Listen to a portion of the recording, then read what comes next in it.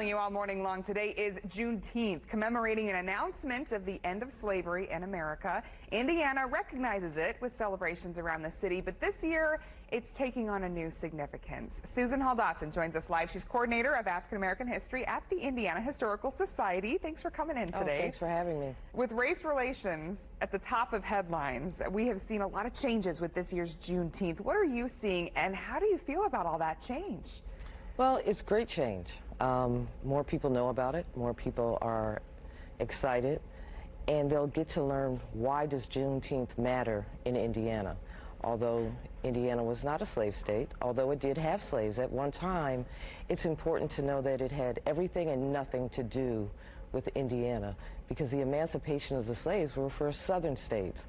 But Indiana did not fall into line with making African Americans, because they weren't even considered Americans at that point.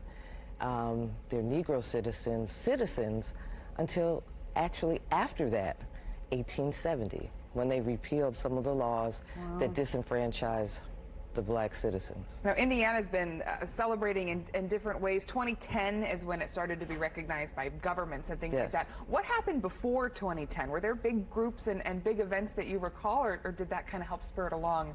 I think there were big events elsewhere, because it's really an elsewhere situation. And so over time, individuals celebrated it, but as far as the municipality, general populace, did not happen until much later. Well, and as we've been covering, we're starting to see more celebrations, barbecues, parades, especially focusing on arts, culture, entertainment from the black community, things like that. Is there something that the Indiana Historical Society is focusing on specifically this year?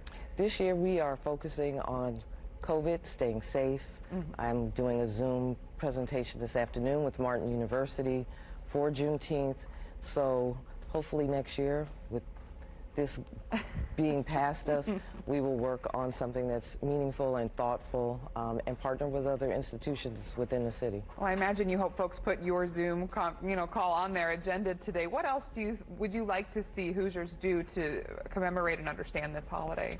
I would love for them to come into the archives and to look at documents, to understand where black people came from, what they went through from the early settlements. There were free blacks living in Indiana prior to statehood, during statehood, and then where those laws and the amendments came in that disenfranchised free blacks right here in Indiana.